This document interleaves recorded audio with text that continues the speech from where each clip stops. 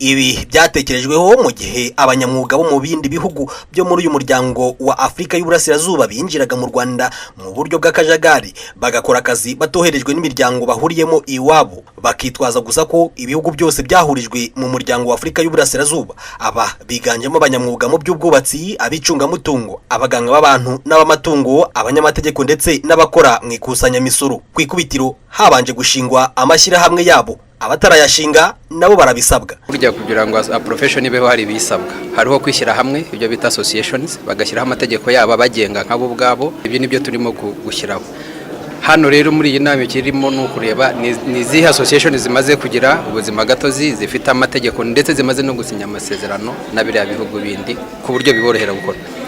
Abasigaye nabo tukabakangurira yuko babikora.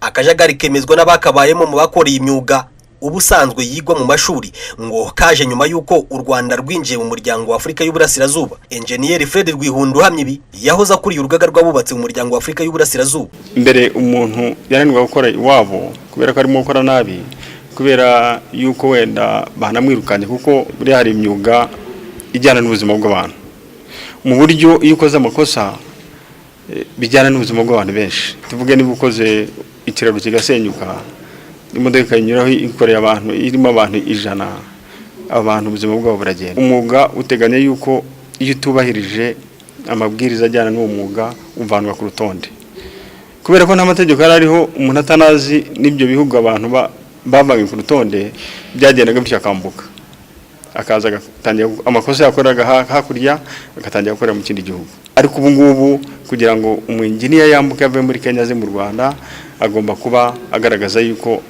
muri Kenya bamuzi neza.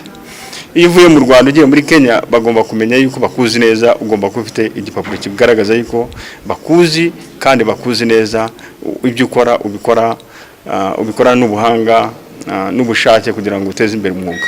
Minisiteri y'Ubucuruzi n'Inganda inafite imirimo y'umuryango wa Afrika y'Uburasirazuba mu nshingano zayo, Mineyacom, ivuga ko nyuma yo kwitegereza ako kajagari muri iyi myuga bibaye ngombwa ko gafatirwa ingamba zigaca nabo kuza mu Rwanda bikaborohera. Icyo kigamijwe cyane cyane no guca akajagari. Bisobanuye ngo umunyakenya kugira ngo yemererwe kuza gutanga serivisi hano mu Rwanda, niba ari engineer nk'urugero, agomba kubanza guhabwa uruhusa na bode wabo. Ku rutonde hagaragara imyuga y'abaganga b'amatungo, abubatsi, abashushanya amapura y'inzu n'abicungamutungo bamaze kwihuriza hamwe gushyiraho amategeko abagenga no gusinya amasezerano agenga imyuga yabo ku rwego rw'umuryango wa Afrika y'Uburasirazuba, mu gihe abanyamategeko, abaganga b'abantu n'indi myuga batarasinyana amasezerano yaguye kuri uru rwego, nubwo nabo bamaze kwishyira hamwe bakanashyiraho amategeko abagenga imbere mu Rwanda.